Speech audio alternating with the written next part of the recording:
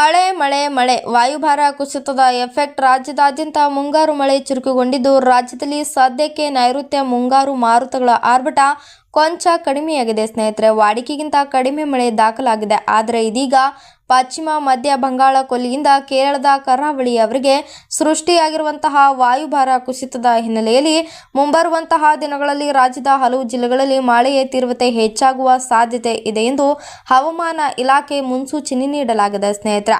June 17ರ ಇತ್ತೀಚಿನ ವರದಿಯ ಪ್ರಕಾರ ಕರಾವಳಿ ಹಾಗೂ ಒಳನಾಡಿನ ಬಹುತೇಕ ಭಾಗಗಳಲ್ಲಿ ಬಿರುಗಾಳಿ ಸಹಿತ ಭಾರೀ ಮಳೆಯಾಗುವ ಮುನ್ಸೂಚನೆ ಇದೆ ಸ್ನೇಹಿತರೆ.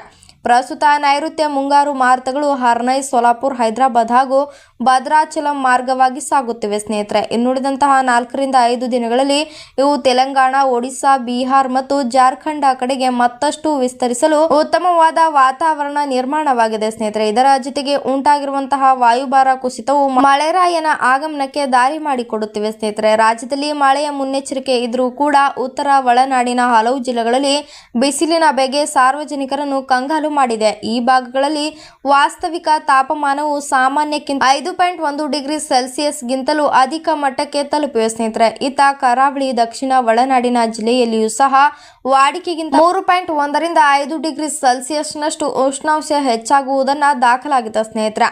ಇಲಾಖೆಯ ವರದಿಯ ಪ್ರಕಾರ ಮುಂದಿನ 7 ದಿನಗಳ ಕಾಲ ದಕ್ಷಿಣ ಕನ್ನಡ, ಉತ್ತರ ಕನ್ನಡ ಹಾಗೂ ಉಡುಪಿ ಜಿಲ್ಲೆಗಳ ನಾನಾ ಕಡೆಗಳಲ್ಲಿ ಸಾಧಾರಣ ಮಳೆಯಾಗುವ ನಿರೀಕ್ಷೆ ಇದೆ ಎಂದು, ವಿಶೇಷವಾಗಿ ಜೂನ್ 20ರ ನಂತರ ಇಲ್ಲಿ ಮಳೆಯ ಅಬ್ಬರ ಜೋರಾಗಲಿದೆ ಸ್ನೇಹಿತರೆ. ಹೀಗೆ ಬೆಳಗಾವಿ, ಧಾರವಾಡ, ಹಾವೇರಿ ಮತ್ತು ಗದಗ ಜಿಲ್ಲೆಗಳಲ್ಲಿ ಜೂನ್ 17ರಿಂದಲೇ ವರುಣನ ದರ್ಶನವಾಗಲಿದೆ ಸ್ನೇಹಿತರೆ. ಜೂನ್ 20 ಮತ್ತು 21ರಂದು ಗಂಟೆಗೆ ಸುಮಾರು 40 ರಿಂದ 50 ಕಿಲೋಮೀಟರ್ ವೇಗದಲ್ಲಿ ಬಿರುಗಾಳಿ ಬೀಸಲಿದ್ದು, ಗುಡುಗು ಸಿಡಿಲು ಸಹಿತ ಮಳೆಯಾಗಲಿದೆ ಸ್ನೇಹಿತರೆ.